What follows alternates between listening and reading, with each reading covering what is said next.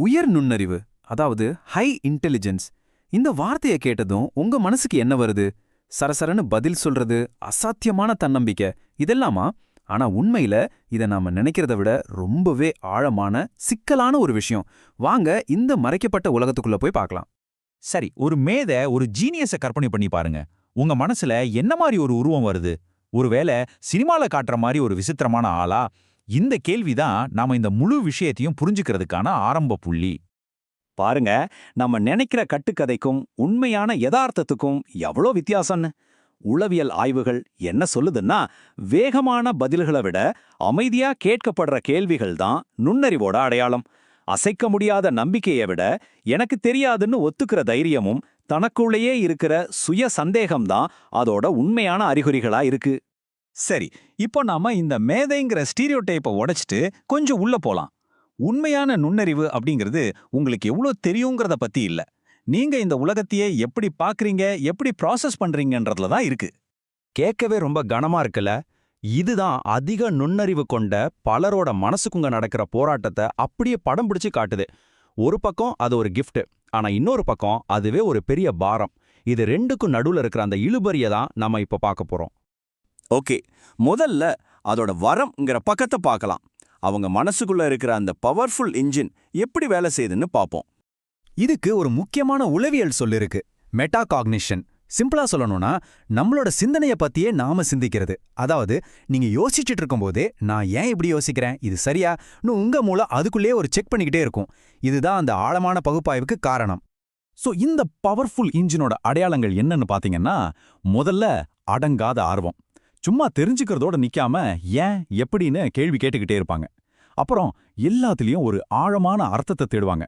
மத்தவங்க சாதாரணமா பாக்குற விஷயத்துல கூட இவங்க ஒரு பேட்டர்னை, ஒரு கனெக்ஷனை கண்டுபிடிப்பாங்க. புது புது ஐடியாக்கள் அவங்களுக்கு ஒரு போதை மாதிரி. நம்மள நிறைய பேருக்கு நமக்கு நாமே பேசிக்கிற பழக்கம் இருக்கும் இல்லையா? சில சமயம் அது ஒரு மாதிரி விசித்திரமா தோணும். ஆனா உண்மையில இது மூலத்தன தானே சரி பார்த்துக்கிற ஒரு வழி. சிக்கலான யோசனைகளை வார்த்தையா சொல்லும்போது அது இன்னும் தெளிவா புரியும், கவனம் சிதறாம இருக்கும். இது ஒரு விதத்துல மூளை அதோட லாஜிக்கை செதுக்கிற மாதிரி. சரி, இப்போ வரைக்கும் நம்ம அந்த இன்ஜினோட பவரை பத்தி பார்த்தோம். ஆனா ஒவ்வொரு பவருக்கும் ஒரு விலை உண்டு இல்லையா? இப்போ அந்த நாணயத்தோட மறுபக்கத்தை பார்க்கலாம். அதாவது இந்த விழிப்புணர்வோட சுமையை பத்தி. இப்ப பாருங்க, வெளியிருந்து பாக்குற நமக்கு ஒருத்தர் ரொம்ப பதட்டமா, ஆன்ஷியஸா தெரியலாம். ஆனா அவங்க மனசுக்குள்ள என்ன நடக்குது தெரியுமா? அவங்க மூளை நடக்க போற ஒரு விஷயத்தோட எல்லா விதமான சாத்தியக்கூறுகளையும், அதாவது பாசிட்டிவ், நெகட்டிவ்னு எல்லா விளைவுகளையும் போட்டு ஒரு பெரிய சிமுலேஷன் நடத்திட்டு இருக்கோம். அதே மாதிரி ப்ரோக்ராஸ்டினேஷன், அதாவது தள்ளி போடுறது. இதை நாம உடனே சோம்பேறித்தனம்னு சொல்லிடுவோம். ஆனா அவங்கள பொறுத்த வரைக்கும் அது ஒரு பிரச்சனையை யோசிச்சுக்கிட்டே இருந்து சரியான தீர்வு கிடைக்கிற வரைக்கும் மனசுக்குள்ளேயே அதை ஊற போடுற மாதிரி. அது ஒரு ஆக்டிவ் இன்குபேஷன் ப்ராசஸ். அடுத்து ஓவர் சென்சிட்டிவிட்டி. இதுவும் ஒரு பலவீனமா பார்க்கப்படுது. ஆனா நரம்பியல் ரீதியா பார்த்தா அவங்களோட மூளை நம்மளை விட அதிகமான தகவல்களை சுற்றுப்புறத்திலிருந்து எடுத்துக்குது. அதாவது அவங்களோட சென்சரி கேட் கொஞ்சம் லீக் ஆகுற மாதிரி. அதனால தான் மற்றவங்களுக்கு சாதாரணமா கேட்குற சத்தம் கூட அவங்களுக்கு ரொம்ப டிஸ்டர்பிங்கா இருக்கு. எந்த மாதிரி அதிகமா யோசிக்கிறதோட ஒரு பெரிய மைனஸ் பாயிண்ட் என்னன்னா, அனாலிசிஸ் பாரலைசிஸ். அதாவது, ஒரு முடிவை எடுக்கிறதுக்கு முன்னாடி அதுக்கு இருக்கிற எல்லா ஆப்ஷன்ஸையும், எல்லா விளைவுகளையும் யோசிச்சு கடைசியில எந்த முடிவுமே எடுக்க முடியாம அப்படி நின்னுடுறது. இது ரொம்பவே கஷ்டமான ஒரு நிலை. சரி, அவங்க உள் மனசுல இவ்ளோ நடக்கும்போது அது அவங்களோட சமூக வாழ்க்கையை எப்படி பாதிக்கும், அதை தான் இப்ப பார்க்க போறோம்.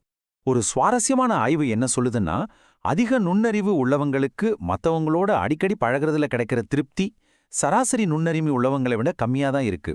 இதுக்கு காரணம் அவங்க யார் கூடவும் சேர மாட்டாங்கன்னு இல்ல. அதுக்கான காரணம் இதுதான். அவங்க எப்பவுமே ஆழமான அர்த்தமுள்ள உரையாடல்களை விரும்புவாங்க. சாதாரணமா பேசுற ஸ்மால் டாக் அவங்களுக்கு ரொம்பவே போர் அடிக்கும். பல நேரங்கள்ல மத்தவங்களுக்காக தங்களோட உண்மையான சிந்தனையை மறைச்சு நடிக்க வேண்டிய சூழ்நிலை வரும். இதனாலேயே தனியா இருந்து யோசிக்கிறதுக்கு அவங்க தனிமையா விரும்புவாங்க. இங்கதான் ஒரு பெரிய முரண்பாடே இருக்கு. அதுக்கு பேரு டன்னிங் க்ரூகர் விளைவு. சிம்பிளா சொன்னா, கம்மியா தெரிஞ்சவங்க தனக்கு எல்லாம் தெரியும்னு நினைப்பாங்க. ஆனா அதிகமா தெரிஞ்சவங்களுக்கு தனக்கு இன்னும் எவ்வளோ தெரியாதுன்னு நல்லாவே புரியும். இதனால அவங்களுக்குள்ளேயே ஒரு சுய சந்தேகம் வந்துடும். நாம இதுக்கு தகுதியானவரான்னு நினைக்கிற இம்போஸ்டர் சிண்ட்ரோம் அவங்கள ரொம்ப பாதிக்கும். சரி, இப்போ இது எல்லாத்தையும் சேர்த்து வச்சு பார்க்கும்போது நுண்ணறிவுனா என்னங்கிறதையே நாம மறுபடியும் வரையறுக்க வேண்டியிருக்கு. ஆல்பர்ட் ஐன்ஸ்டீன் சொன்ன மாதிரி, என்னிடம் சிறப்பு திறமைகள் எதுவும் இல்லை, நான் தீவிரமான ஆர்வம் உள்ளவன் மட்டுமே. இந்த ஒரு வரி எல்லாத்தையும் விளக்கிடுது. நுண்ணறிவுங்கிறது திறமையை விட ஆர்வத்தை பொறுத்தது. அப்போ இதிலிருந்து நாம என்ன புரிஞ்சுக்கணும்? நுண்ணறிவுங்கிறது ஒரு மார்க் ஷீட்ல இருக்கிற நம்பர் கிடையாது. அது இந்த உலகத்தையே அனுபவிக்கிற ஒரு தனித்துவமான வழி. எல்லாத்தையும் ரொம்ப அதிகமான வால்யூம்ல உணர்ற மாதிரி. சந்தோஷம், துக்கம், யோசனை, குழப்பம் எல்லாமே ஹை டெசிபல்ல இருக்கும். அப்போ இந்த மாதிரி உணர்றவங்களுக்கான ஒரு புதிய கண்ணோட்டம் இதான். முதல்ல உங்க மனசு இப்படிதான் வேலை செய்யுதுன்னு ஏத்துக்கோங்க.